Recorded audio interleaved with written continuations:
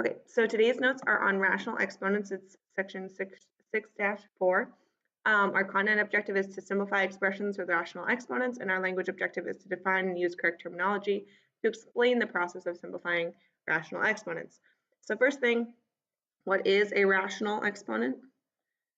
So it's a rational, or we can sort of use interchangeably fractional exponent, because it can also be a decimal, but a lot of times we'll see them written as fractions, and that's how we'll first approach them.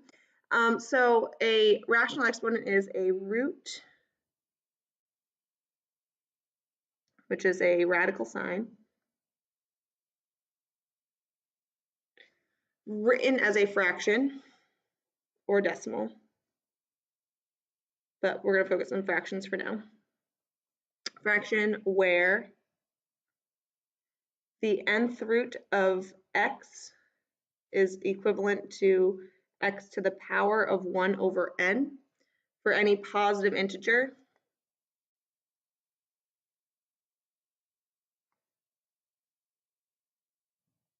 n.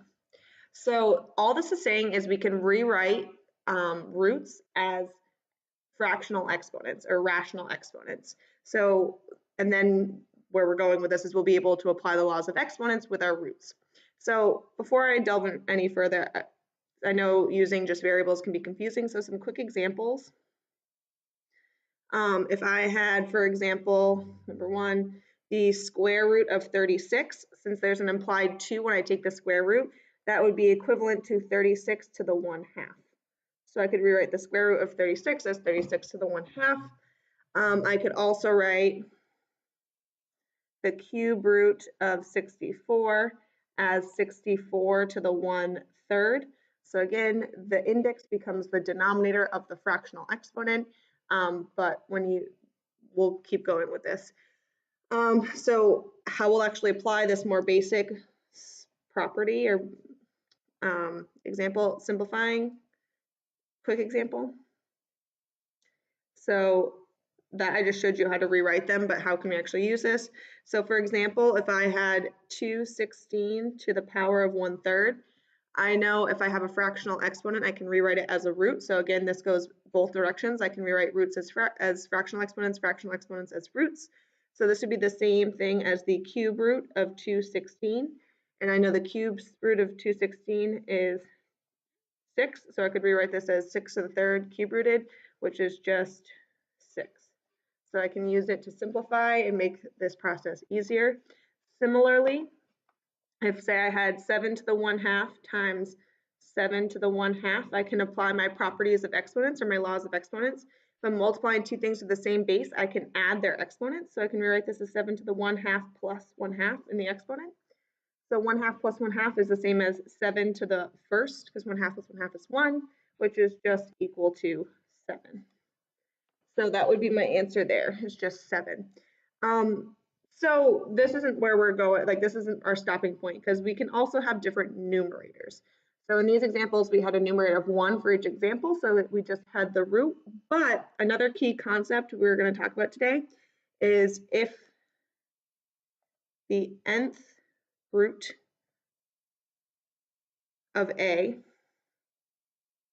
where a is a variable, is a real number,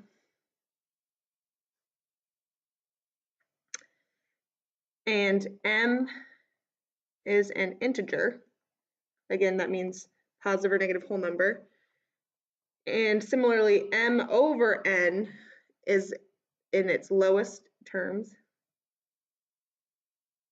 or it's a simplified fraction, then a to the m over n is equal to the nth root of a to the m, or similarly, the nth root of a all to the m. The only other thing I want to note, if m is negative, then a does not equal 0, because then we'd end up flipping it and get 0 in our denominator, which isn't allowed. So side note. So here we go. this is just saying if we have a number to a power under a radical, I can rewrite it with that number in the numerator of the fraction. So again, we'll do some quick examples with actual numbers so you guys can see more clearly what I'm trying to demonstrate here. So the first one, if I have x to the 3/7, that can become the 7th root of x cubed. Or similarly, it could be the 7th root of x, that whole quantity cubed. As a side note, this is because x to the 1/7 cubed is the same as x cubed to the 1/7. They would end up with the same fractional exponent. But either way, it can be written, it's fine. The other one, number 2, if I had y to the 2/3, that can be rewritten as the cube root of y squared, or the cube root of y, that whole quantity, squared. So either one is fine. This is the one we'll probably work with most frequently, or this version, but it can be either. You'll see when we get to simplifying these fractions, they both are pretty useful. So again, fractional exponents are just the power that a is being, or the number is being raised to, goes in the numerator, the root goes in the denominator. That's how we can rewrite roots as rational exponents. So I'm gonna flip the page. Some other quick examples, kind of going the other way. So quick examples again. If I had the square root of a to the 5th, I can rewrite that as a to the 5/2. Again, because then I just rewrite this in the numerator. The root of it's implied is a 2, so the 2 goes in the denominator.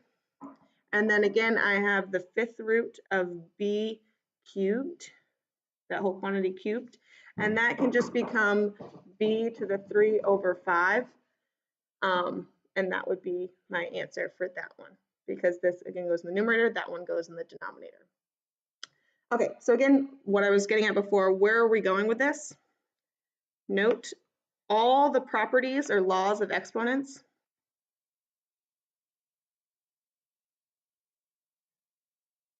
apply to fractional or rational exponents. So this is going to make our simplification process a lot easier, or allow us to do a lot more now that we know this. So I'm going to actually do an example of this now so you can see. So I'm asking, what is the 4th root of x cubed over the 8th root of x squared in simplest radical form?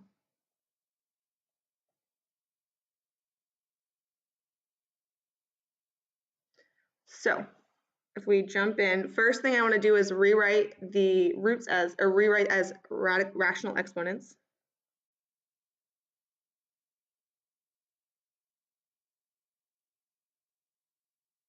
So when I do that, I get x to the 3/4 over x to the 2/8. So I rewrote the roots with exponents as rational exponents. So then I'm going to simplify the fractions. In this case, the numerator doesn't simplify, so I'm just simplifying the denominator. And I have x to the 3/4 over x to the 1/4, because 2/8 simplifies to 1/4. Then I'm going to use my laws of exponents.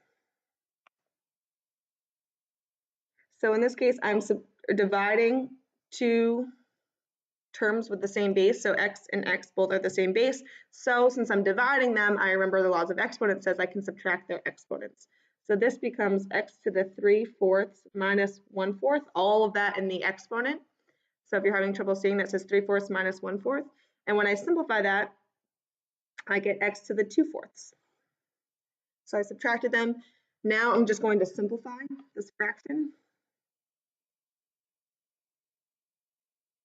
So again, if I simplify that fraction, I get x to the 1/2, and then I'm going to rewrite as a root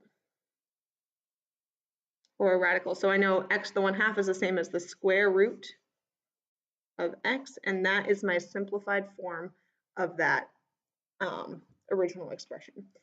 So let's do some quick checks so I can make sure you guys are able to do this somewhat on your own. So first one, I want you to simplify the square root of 3 times the fourth root of 3.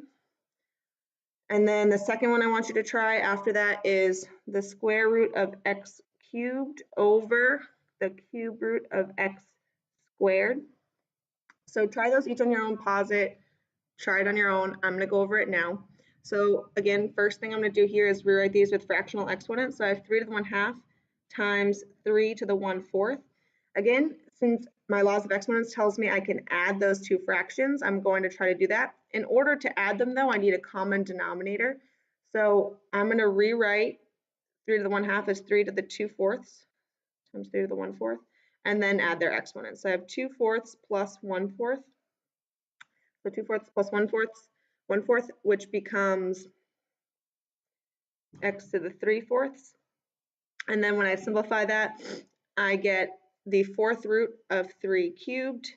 3 cubed I know becomes 27. So I have the fourth root of 27 is my simplified form of that original expression.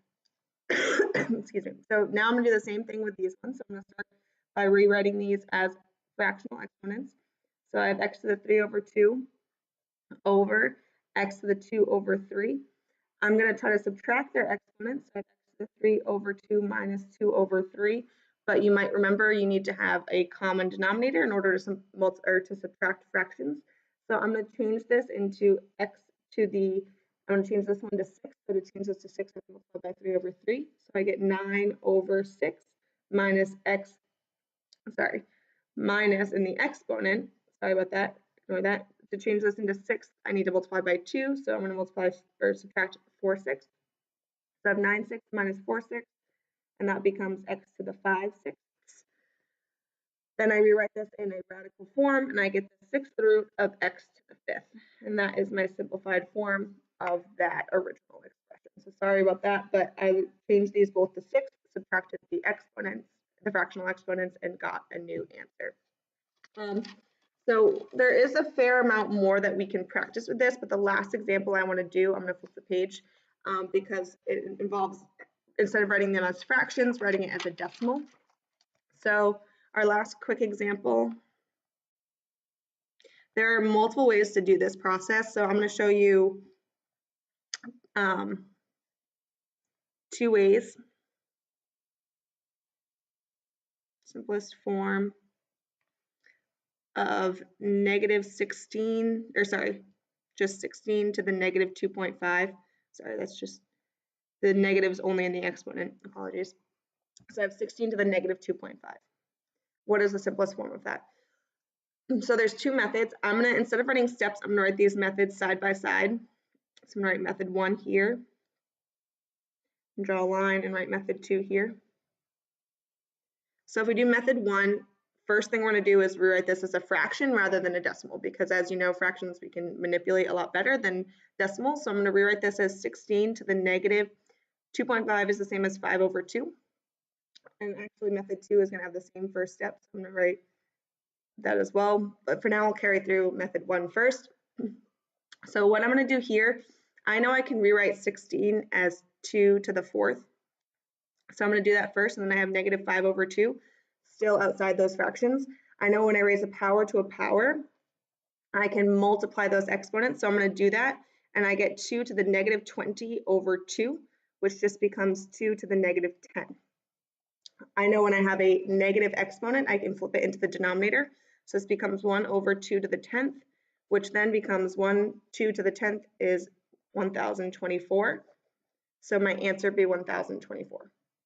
So again, I just used properties of exponents. I multiplied them, simplified the fraction, flipped it into the denominator, and changed the sign on the exponent, and then evaluated. If I do the same thing over, or a similar process over here, I'm just going to change the order in which I'm applying these laws of exponents. So I'm going to, instead of rewriting 16 to start, I'm going to flip it into the denominator to start. So I have 16 to the now positive 5 over 2, because I flipped it into the denominator and changed the sign on the exponent. Then I'm going to rewrite it as 1 over the square root of 16 to the 5th,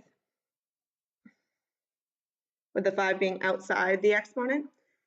I know 60, excuse me, the square root of 16, I know is 4, so this becomes 1 over 4 to the 5th. 4 to the 5th is also 1024, so I end up at the same answer. So again, 2 ways you're applying the same laws of exponents, just in a different order to get these answers. We'll go over some similar ones in class and do some more practice ones together, but that will be all for notes today. Make sure you write down any questions, comments, concerns, so we can go over them together.